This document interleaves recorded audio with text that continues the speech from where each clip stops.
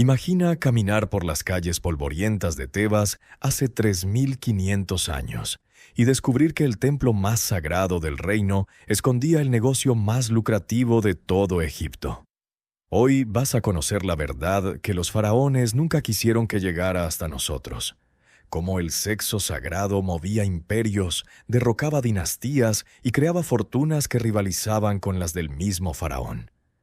Lo que estás a punto de descubrir cambiará para siempre tu visión del antiguo Egipto. Porque mientras tú pensabas en pirámides y momias, ellos construyeron un imperio donde el placer era tan poderoso como el oro del Nilo. Y si esto te está pareciendo interesante, dale like al video porque vamos a destaparlo todo. También déjame un comentario contándome desde dónde me estás viendo. Me fascina saber que tengo gente conectada desde México, España, Argentina. Es increíble cómo la historia nos conecta a través del tiempo y las distancias. Transporte monos al corazón del antiguo Egipto, año 1350 a.C. El sol abraza las orillas del Nilo mientras las barcas de los comerciantes navegan cargadas de oro, especias y secretos.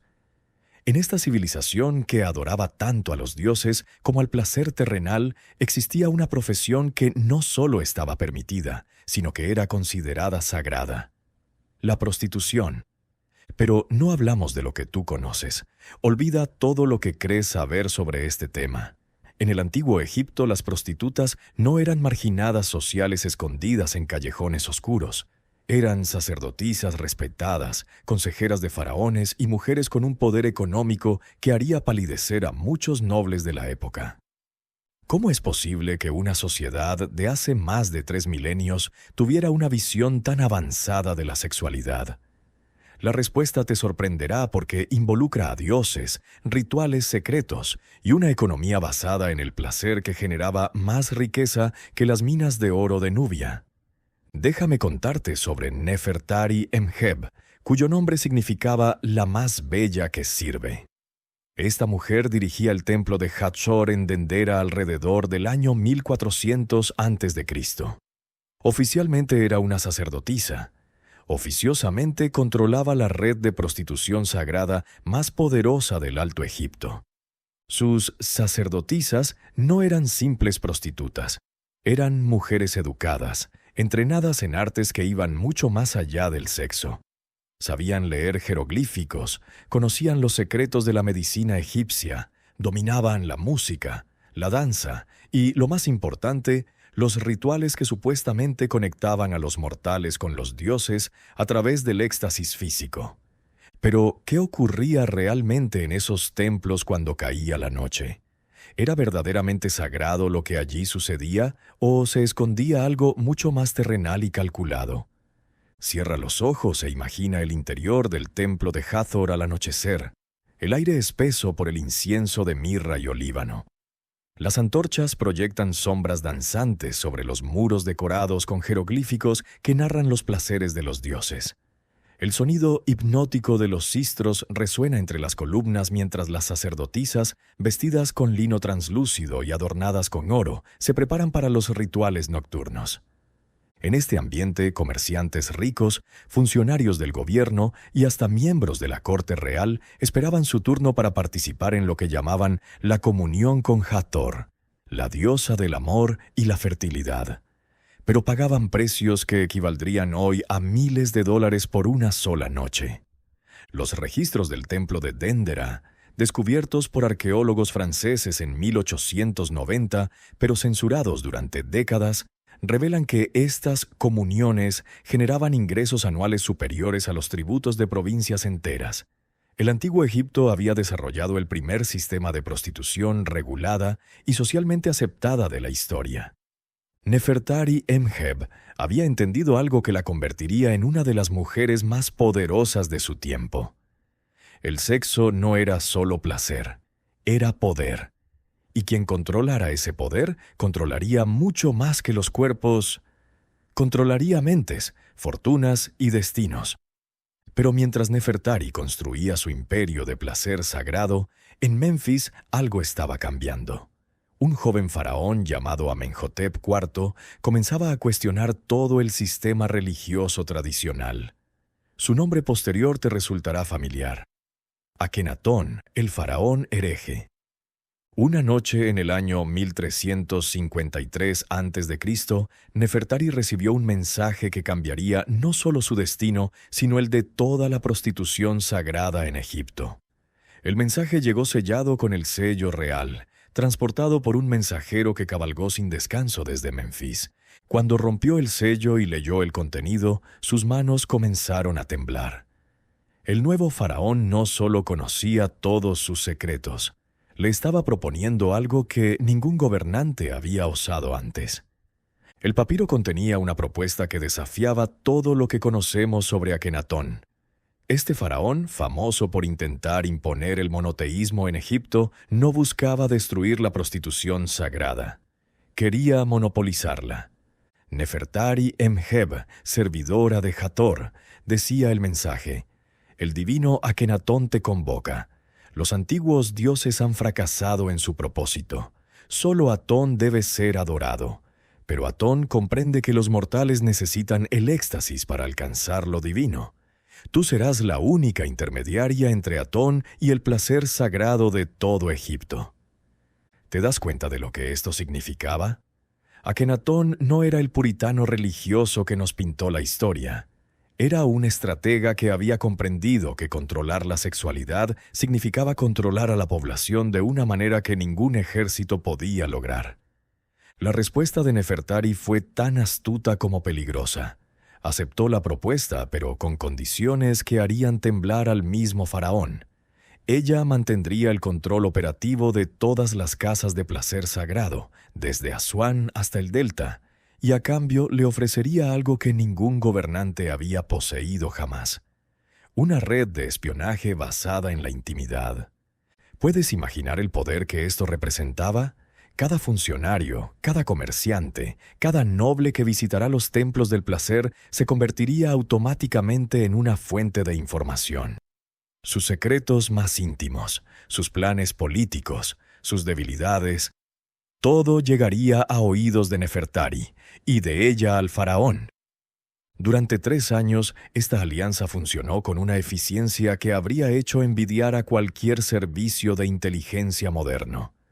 Las sacerdotisas de Nefertari no solo brindaban placer, extraían secretos con una habilidad que bordeaba lo artístico. Imagínate la escena: un alto funcionario del tesoro real, relajado después de los rituales íntimos, confiando a su sacerdotisa favorita sus preocupaciones sobre la creciente oposición al culto de Atón. Esa misma noche la información llegaba a Nefertari, y al amanecer un mensaje cifrado partía hacia la nueva capital de Akenatón. Pero el sistema tenía un defecto fatal que ni el faraón ni la sacerdotisa habían previsto. Las mujeres que trabajaban en esta red comenzaron a desarrollar lealtades propias. No hacia Akenatón, no hacia Nefertari, sino hacia sus clientes y, más importante aún, hacia ellas mismas. En el 4.º año del reinado de Akenatón, una sacerdotisa llamada Mutnejmet descubrió algo que haría tambalearse todo el imperio del placer. Durante una sesión con Horemheb, un general que más tarde se convertiría en faraón, éste le confió que había encontrado evidencias de que Akenatón planeaba eliminar físicamente a todas las sacerdotisas una vez que hubiera consolidado su poder religioso. El plan del faraón era diabólico en su simplicidad: usar la red de prostitución sagrada para obtener información y control, y luego destruirla para eliminar toda evidencia de su colaboración con lo que él mismo había declarado prácticas impuras ante Atón. Mutnejmet se enfrentó a una decisión que definiría no solo su destino, sino el de miles de mujeres: advertir a Nefertari y arriesgarse a ser ejecutada por traición, o permanecer callada y convertirse en cómplice de un genocidio selectivo. Su decisión cambiaría para siempre el curso de la historia egipcia. Mutnejmet eligió la traición, pero no hacia Akenatón, sino hacia Nefertari. En una jugada que demostraría la complejidad política de estas mujeres, decidió crear su propia red de resistencia dentro del sistema de prostitución sagrada. Su plan era brillante. En lugar de advertir a Nefertari directamente, comenzó a filtrar información falsa a través del sistema. Secretos inventados, planes inexistentes, rumores cuidadosamente construidos, todo diseñado para hacer que Akenatón tomara decisiones equivocadas basadas en inteligencia corrupta. Pero Mudnet-Jemet no actuaba sola. Había logrado convencer a más de 40 sacerdotisas de diferentes templos para que participaran en lo que ellas llamaban la gran mentira sagrada. Cada una de estas mujeres comenzó a alimentar a sus clientes con información falsa, creando una red de desinformación que se extendía desde la corte real hasta los mercados populares. ¿El resultado? Durante meses, Akenatón tomó decisiones políticas y militares basadas en información completamente errónea, mientras creía que tenía el sistema de espionaje más sofisticado del mundo. La verdad salió a la luz de la manera más inesperada. Un escriba real llamado Amenemhat, que visitaba regularmente los templos de placer, comenzó a notar inconsistencias en la información que recibía de diferentes fuentes. Al principio pensó que se trataba de errores de comunicación, pero cuando confrontó a su sacerdotisa habitual, ésta cometió un error fatal. Le contó la verdad. Amenemhet se encontró en una posición única. Conocía la conspiración, pero también se había enamorado profundamente de la sacerdotisa que se la había revelado. Su dilema era desgarrador. Denunciar la traición significa condenar a muerte a la mujer que amaba, pero mantenerse callado lo convertiría en cómplice de una rebelión contra el faraón.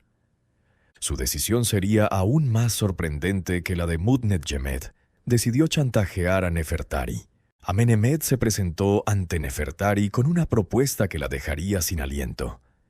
Él conocía la conspiración de Mudnet-Jemet, pero no la denuncia si Nefertari accedía a ayudarle a crear un tercer bando en esta guerra de engaños.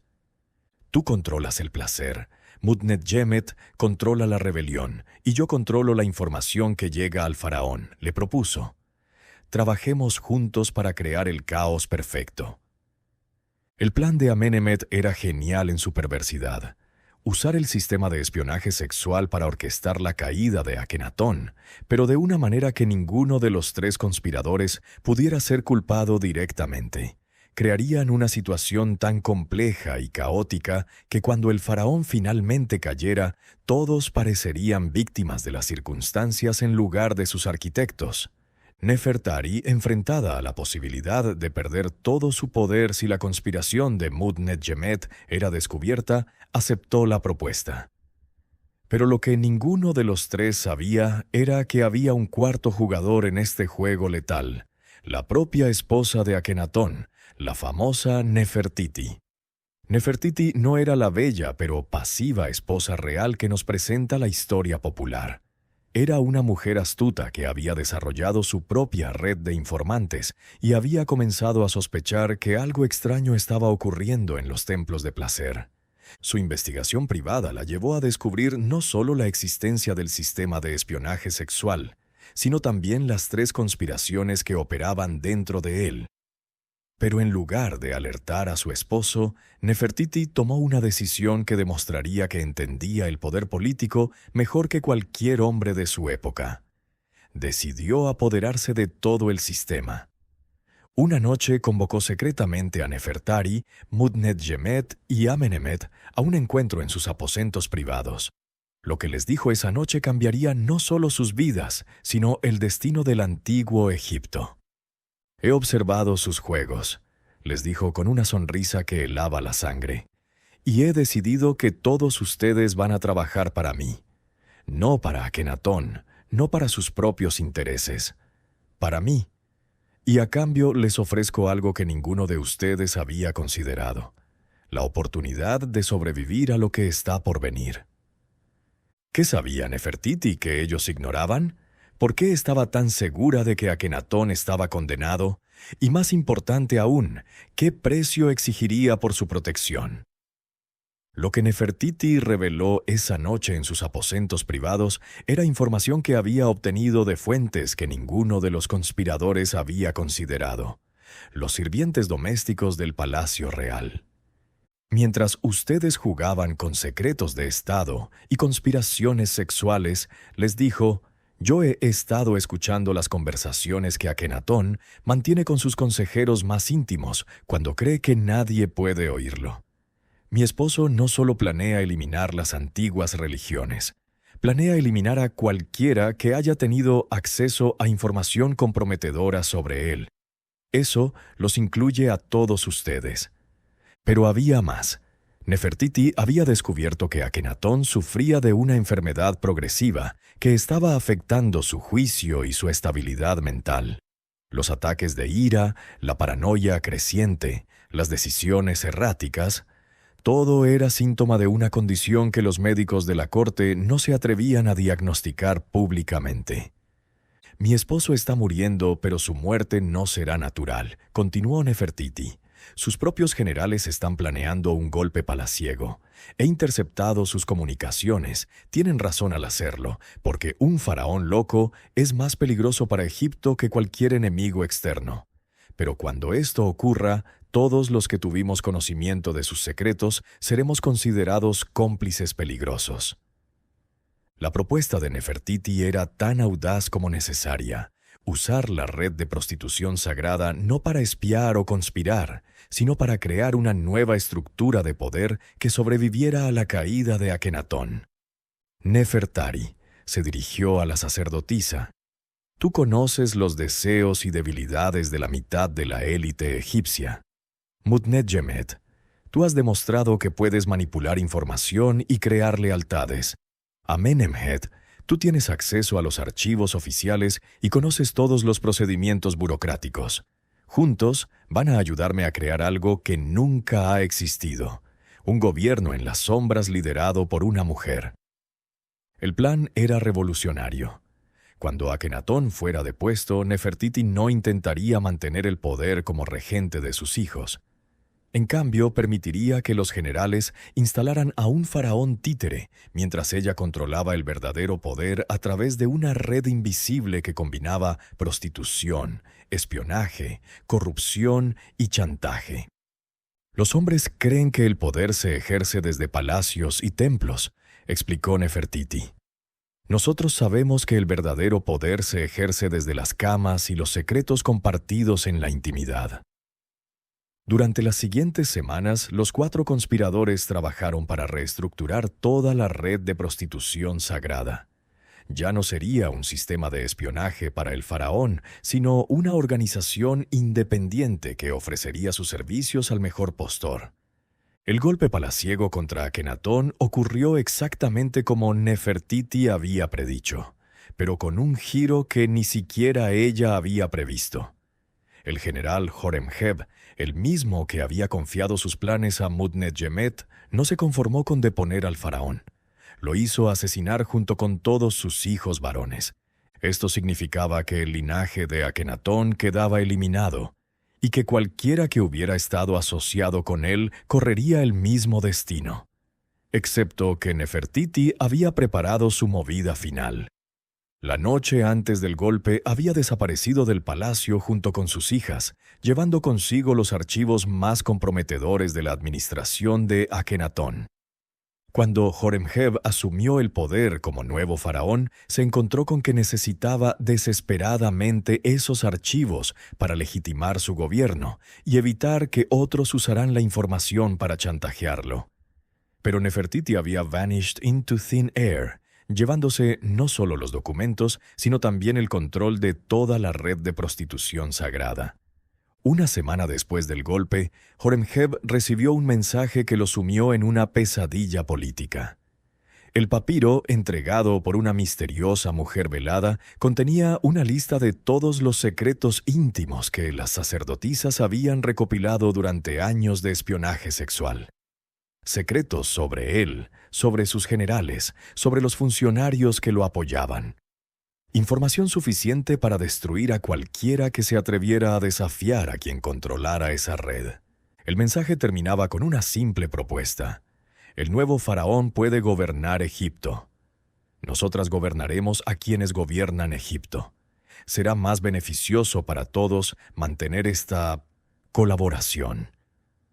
Horemheb se enfrentaba a una decisión imposible: intentar destruir la red y arriesgar que toda su administración fuera expuesta y chantajeada, o aceptar que el verdadero poder de Egipto estaba en manos de mujeres que habían convertido el sexo en el arma política más sofisticada de la historia antigua. ¿Qué decidió hacer el nuevo faraón? ¿Logró Nefertiti mantener su gobierno en las sombras? Y más importante aún, ¿qué pasó con las miles de mujeres que habían participado en esta revolución silenciosa? La respuesta de Horemheb fue más pragmática de lo que cualquiera habría esperado. En lugar de intentar destruir la red de Nefertiti, decidió institucionalizarla. En una reunión secreta celebrada en una villa privada en las afueras de Memphis, el nuevo faraón se reunió con la exreina para establecer lo que se convertiría en el primer gobierno dual de la historia. Él controlaría la administración visible del reino, mientras que ella manejaría la inteligencia, la diplomacia sexual y el control social. «Eres más valiosa como aliada que como enemiga», le dijo Horemheb a Nefertiti durante esa reunión histórica. «Pero necesito garantías de que esta colaboración será mutuamente beneficiosa». Las garantías que establecieron esa noche crearon un sistema de poder que perdurará durante décadas. Nefertiti mantendría el control de la red de prostitución sagrada, pero sus servicios se expandirían mucho más allá del simple espionaje. Las sacerdotisas se convertirían en diplomatas no oficiales, mediadoras en conflictos comerciales, consejeras matrimoniales para la élite y, cuando fuera necesario, asesinas discretas. Bajo el nuevo acuerdo, la red de prostitución sagrada experimentó una transformación que la convirtió en la organización más sofisticada del mundo antiguo. Nefertari, que había demostrado ser una administradora excepcional, fue puesta a cargo de la expansión operativa. El sistema se organizó en 5 niveles diferentes, cada uno adaptado a diferentes clases sociales y tipos de información. En el nivel más alto estaban las compañeras de Hathor, mujeres educadas en literatura, matemáticas, medicina y artes marciales, reservadas para la élite política y militar. Estas mujeres no solo ofrecían compañía íntima, sino que actuaban como consejeras, analistas y, cuando era necesario, como agentes de eliminación. El segundo nivel lo componían las hijas del Nilo, especializadas en comerciantes ricos y funcionarios de nivel medio. Su entrenamiento se enfoca en matemáticas comerciales, leyes mercantiles y técnicas de persuasión psicológica. Los niveles tercero y cuarto atendían a artesanos prósperos, soldados y funcionarios menores, mientras que el quinto nivel se dedicaba a recopilar información de las clases populares a través de tabernas y mercados. Mudnet-Jemet, quien había iniciado la primera conspiración dentro del sistema, se había convertido en la coordinadora de lo que ellas llamaban operaciones especiales. Su primera misión bajo el nuevo régimen involucró un problema que amenazaba la estabilidad del reino. Un gobernador de provincia había comenzado a acumular poder militar con la intención de declarar la independencia. La solución tradicional habría sido enviar tropas, lo que habría resultado en una guerra civil costosa y sangrienta. Pero Mudnet-Jemet propuso una alternativa más elegante: seducción política y chantaje sistemático. Durante 6 meses, 3 de sus compañeras de Hathor trabajaron para acercarse al gobernador rebelde y su círculo íntimo. Una se convirtió en su amante personal, otra sedujo a su general más confiable, y la tercera se infiltró en su administración como concubina de su tesorero. La información que recopilaron reveló que la rebelión no era motivada por ambición política, sino por desesperación financiera. El gobernador había malversado los tributos imperiales para financiar obras públicas necesarias en su provincia, y temía ser ejecutado cuando la auditoría anual revelara el déficit. En lugar de exponer el fraude, Mudnet-Jemet coordinó una solución que beneficiaba a todos. el tesorero imperial descubriría un error de cálculo que justificaba el déficit, a cambio de que el gobernador proporciona acceso exclusivo a ciertas rutas comerciales que benefician tanto al tesoro real como a la red de Nefertiti. Pero el verdadero genio del sistema se reveló en el ámbito de la diplomacia internacional. Las relaciones entre Egipto y los reinos vecinos habían sido tradicionalmente volátiles, basadas en alianzas militares frágiles y tratados comerciales que se rompían con frecuencia. Nefertiti desarrolló lo que llamó diplomacia de intimidad, un sistema donde las negociaciones políticas más delicadas se llevaban a cabo en contextos íntimos, donde los diplomáticos extranjeros se sentían más relajados y propensos a hacer concesiones. El primer caso exitoso involucró al reino de Mitanni, cuyo rey había estado considerando una alianza con los hititas que habría amenazado las rutas comerciales egipcias. Una compañera de Hathor, especializada en lenguas extranjeras y cultura mitanni, fue enviada como parte de una delegación comercial. Durante su estancia de 3 meses en la corte Mitanni, esta mujer no solo obtuvo información detallada sobre las negociaciones con los hititas, sino que logró convencer al rey de que los hititas planeaban traicionarlo una vez que obtuvieron lo que necesitaban. La información era verídica, obtenida a través de la red de contactos que la organización de Nefertiti había desarrollado en múltiples reinos. El resultado fue que Mitanni no solo rechazó la alianza hitita, sino que firmó un tratado comercial exclusivo con Egipto que duraría más de 50 años. Sin embargo, mantener este sistema tenía un costo humano que comenzó a pesar en la conciencia de sus organizadores. Las mujeres que participaban en las operaciones especiales enfrentan riesgos constantes, desde enfermedades venéreas hasta asesinatos políticos, pasando por embarazos no deseados y traumas psicológicos. Nefertiti estableció un sistema de compensación revolucionario para su época. Las mujeres que servían en la red recibían no solo pago monetario, sino educación avanzada, atención médica especializada y, después de 10 años de servicio, la opción de retirarse con una pensión vitalicia y la posibilidad de establecer sus propios negocios. Además, desarrolló lo que probablemente fue el primer sistema de control de natalidad sistemático de la historia. Las sacerdotisas tenían acceso a métodos anticonceptivos basados en plantas medicinales, pesarios de cobre y técnicas quirúrgicas que les permitían controlar su fertilidad de manera efectiva. Pero el aspecto más revolucionario del sistema era el apoyo psicológico. Nefertiti había observado que muchas mujeres desarrollaban lo que hoy llamaríamos trastorno de estrés postraumático, y estableció un sistema de rotación y descanso que incluía retiros en templos dedicados exclusivamente a la sanación mental y espiritual. Después de 5 años de funcionamiento exitoso, el sistema enfrentó su primera crisis mayor. Un grupo de sacerdotes tradicionalistas, liderado por el sumo sacerdote de Amón, comenzó a organizar una campaña para restaurar la pureza moral de Egipto. Su argumento era sutil pero peligroso. Afirmaban que la proliferación de la prostitución sagrada estaba corrompiendo la esencia religiosa de Egipto y que los dioses castigarían al reino si no se restauraban las prácticas tradicionales. El movimiento ganó apoyo entre sectores conservadores de la población, especialmente entre comerciantes que se sentían excluidos de los beneficios del nuevo sistema y funcionarios religiosos que habían perdido influencia política. La crisis llegó a su punto culminante cuando el sumo sacerdote de Amón logró convencer a varios gobernadores de provincia para que prohibieran las actividades de la red en sus territorios. Esto no solo amenazaba la integridad del sistema, sino que creaba un precedente peligroso que podría extenderse a todo el reino. Nefertiti se enfrentaba a la decisión más difícil desde la creación de su organización: ¿cómo responder a una amenaza que combinaba poder religioso, respaldo popular y autoridad política legítima? Su respuesta revelaría que había aprendido no solo a ejercer el poder, sino a transformarlo en algo que sus enemigos no podrían comprender ni combatir. En lugar de confrontar directamente al sumo sacerdote de Amón, Nefertiti desarrolló lo que llamó la estrategia del espejo.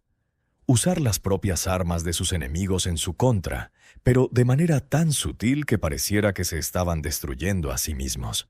Su primer movimiento fue aparentemente contradictorio. Anunció públicamente que apoyaba completamente la campaña de pureza moral y que la red de prostitución sagrada se sometería voluntariamente a una reforma espiritual para eliminar cualquier práctica que pudiera ofender a los dioses.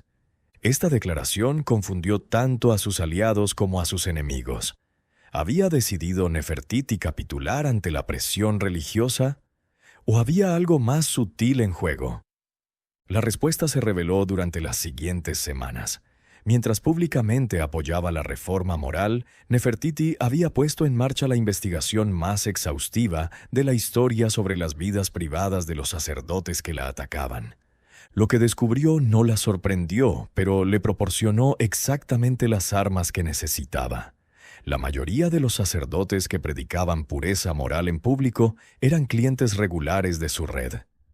El sumo sacerdote de Amón, el líder de la campaña moralizadora, había estado visitando discretamente a una compañera de Hathor, especializada en rituales de purificación espiritual, que incluían prácticas sexuales que la propia iglesia de Amón había declarado abominables. Pero Nefertiti no reveló esta información inmediatamente.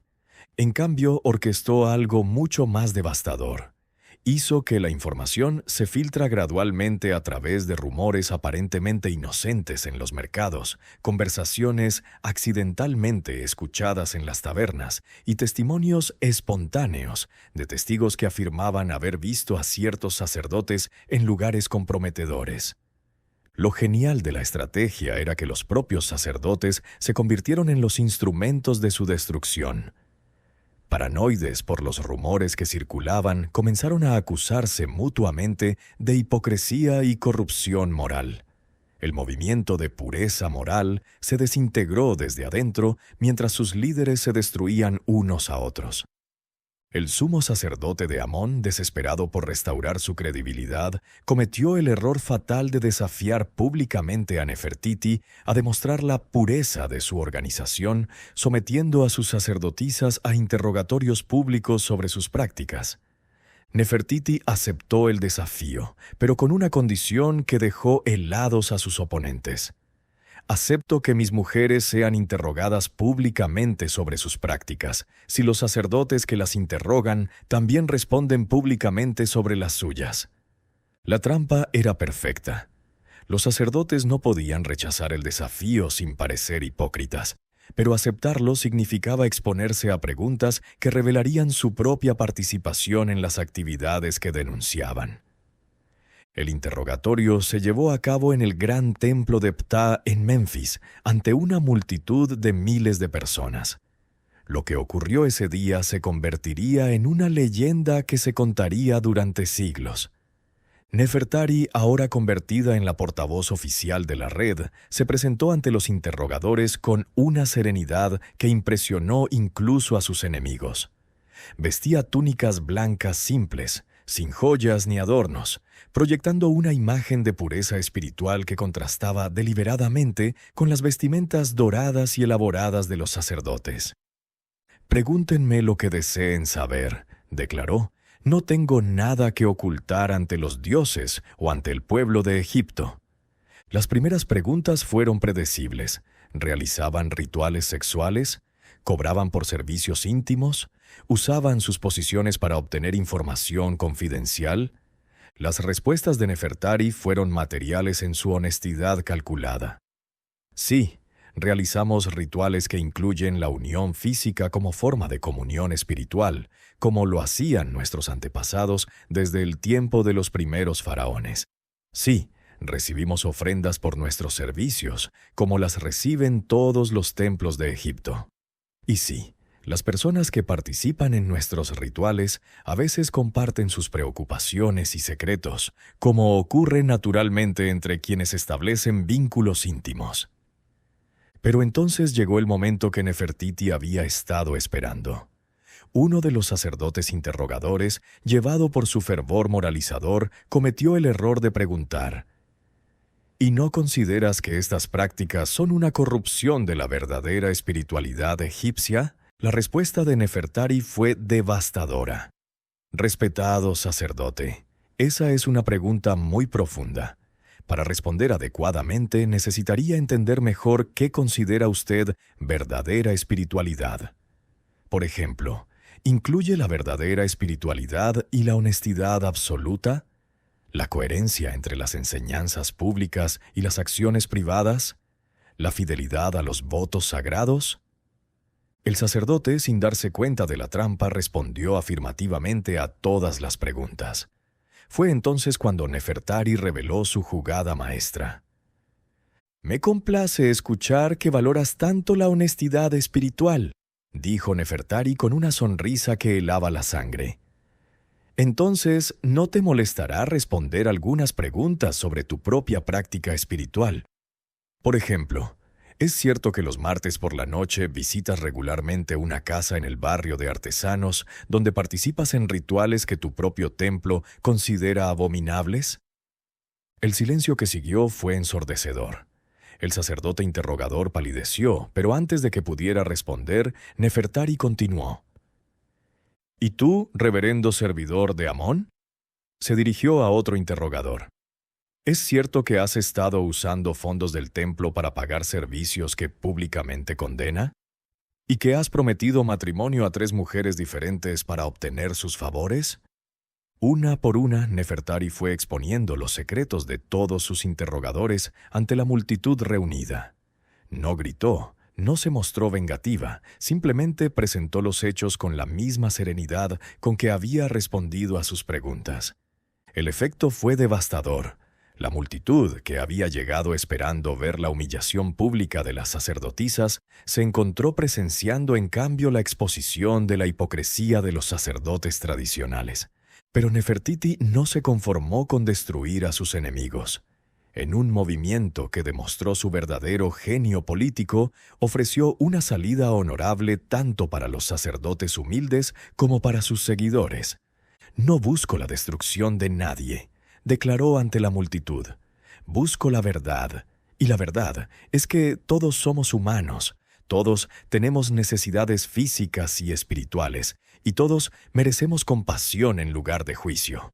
Propongo que trabajemos juntos para crear un nuevo modelo de espiritualidad que abrace la totalidad de la experiencia humana en lugar de negar». Esta propuesta fue revolucionaria.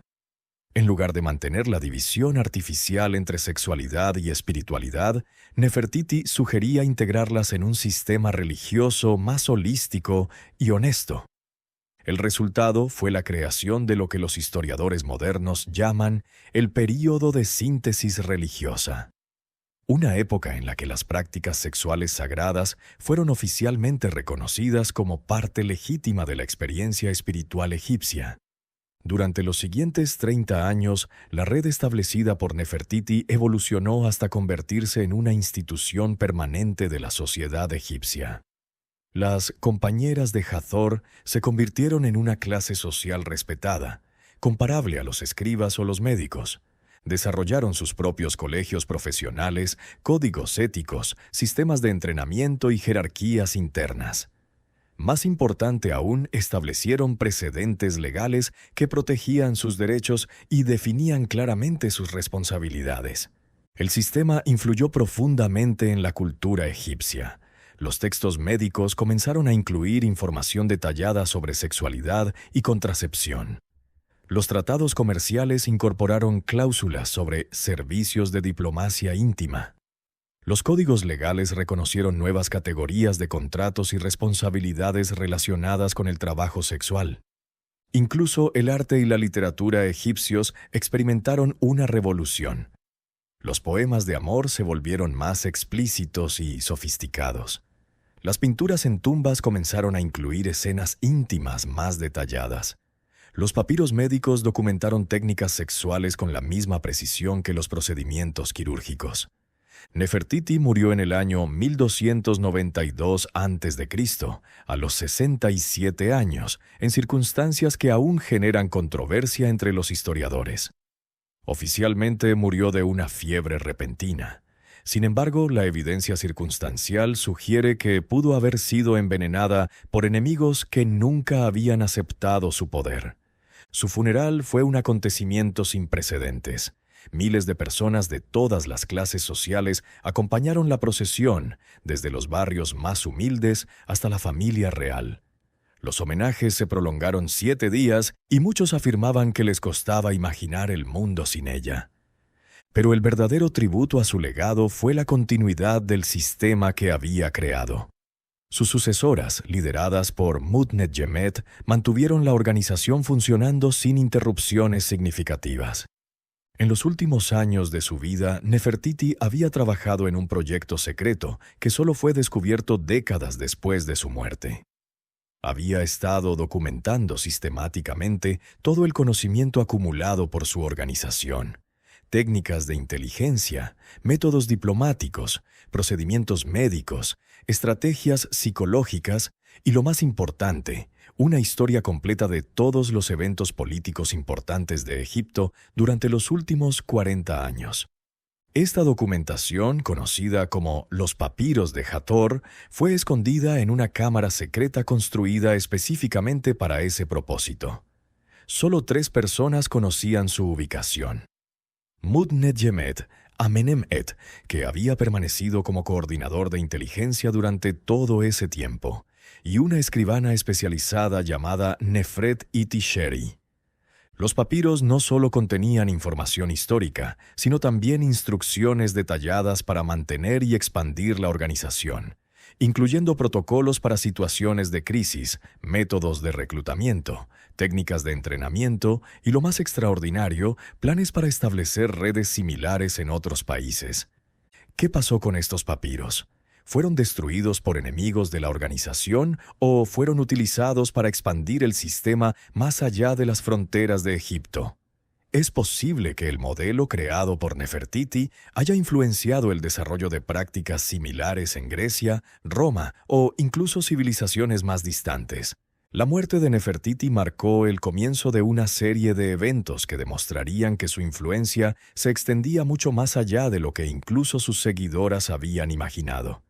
En los meses siguientes a su funeral, comenzaron a llegar mensajes de lugares tan distantes como Babilonia, Asiria e incluso las ciudades griegas, todos haciendo referencia a la savia de Egipto y solicitando información sobre los métodos de la diosa Hathor.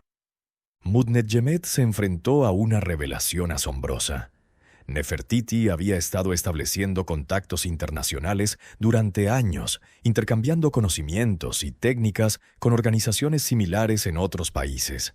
La red egipcia no era un fenómeno aislado, sino parte de una red internacional informal de mujeres que habían descubierto el poder político de la sexualidad. Pero esta revelación llegó en el peor momento posible. Un nuevo faraón, Ramsés I, había asumido el poder con ideas muy diferentes sobre el papel de las mujeres en la sociedad egipcia. Sus consejeros, influenciados por contactos con culturas más conservadoras del Medio Oriente, comenzaron a presionar para restaurar los valores tradicionales. 6 meses después de la muerte de Nefertiti, Mutnet-Jemet fue convocada a una audiencia privada con el nuevo faraón. Lo que le dijo cambiaría para siempre el destino de la organización. «He revisado los archivos de mis predecesores», le informó Ramsés I, «y he descubierto la verdadera extensión de vuestras actividades. No puedo permitir que una organización no oficial mantenga tanto poder político y económico.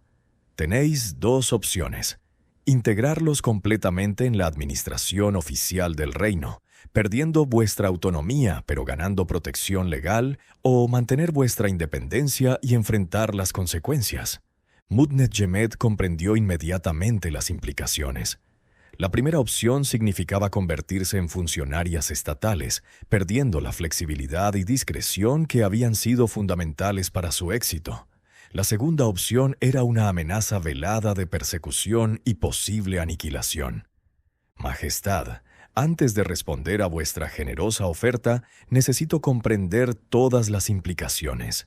Cuando habláis de consecuencias, os referís a la posible ruptura de las redes de inteligencia que han protegido los intereses de Egipto durante los últimos 40 años, a la pérdida de los canales diplomáticos que han evitado 3 guerras, a la eliminación de las actividades económicas que aportan al Tesoro Real más ingresos anuales que varias provincias juntas.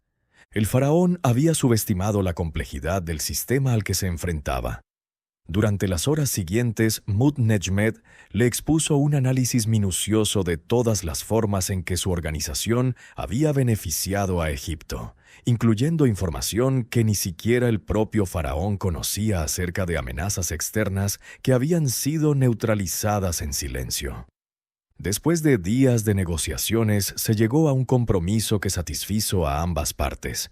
La organización mantendría su autonomía operativa, pero estaría oficialmente adscrita al Templo de Todas las Diosas, una nueva institución religiosa que proporcionaría cobertura legal para sus actividades.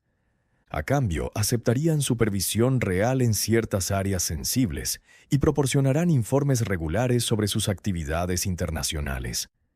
Más importante aún, colaborarán en el entrenamiento de un nuevo cuerpo de diplomáticos especiales para el servicio exterior egipcio. Esta solución representó la institucionalización final del sistema creado por Nefertiti. La prostitución sagrada había evolucionado desde una práctica religiosa tradicional hasta convertirse en un componente oficial de la maquinaria estatal egipcia. Durante los siguientes siglos, el modelo egipcio influyó en el desarrollo de prácticas similares en todo el mundo antiguo. Los registros griegos hacen referencia a hetairas educadas al modo egipcio. Los textos romanos mencionan sacerdotisas especializadas en los misterios del Nilo. Incluso en culturas tan distantes como la China antigua y la India, encontramos evidencia de sistemas organizados de prostitución sagrada que muestran similitudes remarcables con el modelo desarrollado por Nefertiti.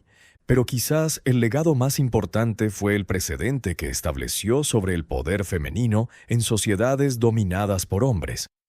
Durante más de 1000 años después de la muerte de Nefertiti, las mujeres egipcias gozaban de derechos y libertades que no se encontraban en ninguna otra civilización antigua. A mediados del siglo III a.C., durante el período ptolemaico, un bibliotecario de Alejandría llamado Demetrio de Falero informó haber descubierto archivos extraordinarios relacionados con prácticas administrativas no convencionales del período ramésida. Estos archivos, que coinciden con la descripción de los papiros de Hathor, fueron aparentemente estudiados por eruditos grecorromanos que los consideraron demasiado avanzados para su época. Según los registros fragmentarios que sobreviven, estos papiros contenían información sobre técnicas de inteligencia que no serían oficialmente desarrolladas hasta el período romano, métodos de control de natalidad más sofisticados que los conocidos en el mundo grecorromano, estrategias diplomáticas que anticiparon desarrollos políticos posteriores, teorías sobre psicología y manipulación que precedían los trabajos filosóficos sobre estos temas. Los papiros desaparecieron durante los disturbios antihelénicos del siglo II a.C. y nunca fueron encontrados. Algunos historiadores especulan que fueron destruidos intencionalmente por considerarse peligrosos para el orden social. Otros sugieren que fueron smuggled out of Egypt y podrían haber influenciado desarrollos posteriores en otras culturas. La organización fundada por Nefertiti sobrevivió en diversas formas hasta la conquista árabe de Egipto en el siglo VII después de Cristo. Durante más de 1000 años, las compañeras de Hathor fueron una presencia constante en la sociedad egipcia, adaptándose a los cambios políticos y culturales mientras mantenían sus funciones esenciales. Su final llegó no por persecución o prohibición, sino por obsolescencia. Las nuevas estructuras administrativas y religiosas del Egipto islámico proporcionaron canales alternativos para muchas de las funciones que la organización había cumplido. La diplomacia se formalizó, la inteligencia se militarizó y la sexualidad se privatizó. Las últimas compañeras de Hathor se retiraron a monasterios coptos donde preservaron algunos de sus conocimientos médicos y educativos, contribuyendo al desarrollo de las primeras escuelas de medicina para mujeres en el mundo cristiano. ¿Qué podemos aprender de esta historia extraordinaria? Primero, que las sociedades humanas han sido mucho más complejas y sofisticadas de lo que a menudo asumimos.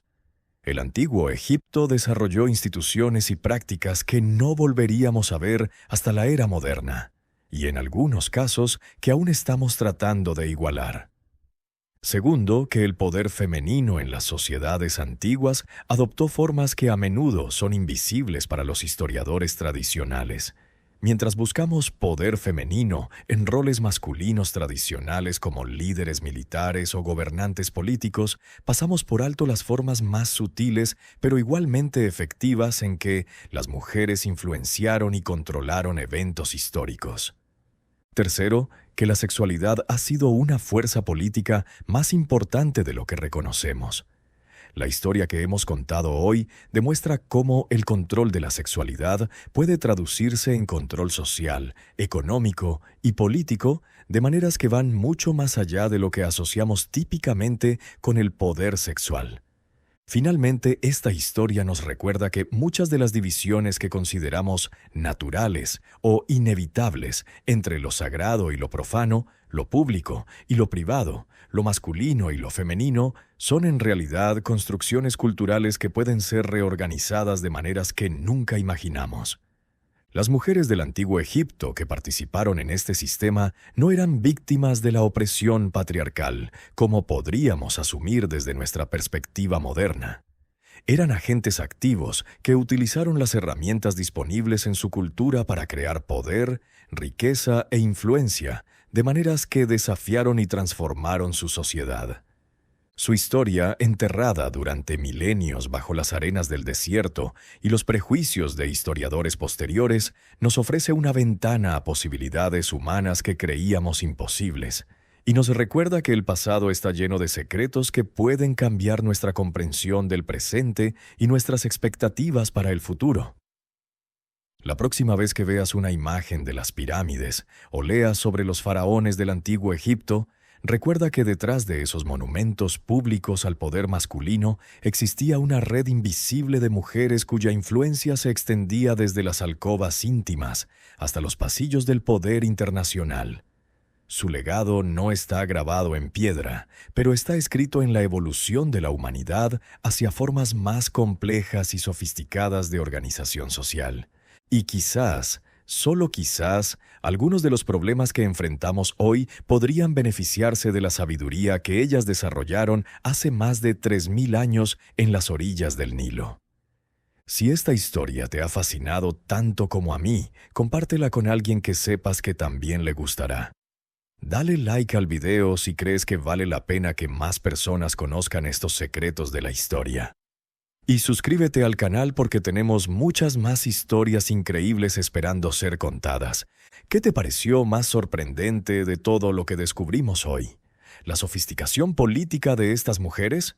¿La complejidad del sistema que crearon? ¿O tal vez la forma en que influyeron en el curso de la historia sin que nadie se diera cuenta? Cuéntamelo en los comentarios y no olvides decirme desde qué país me estás viendo. Me encanta saber que tenemos una comunidad global de amantes de la historia que se conecta a través del tiempo y el espacio para descubrir juntos estos secretos del pasado.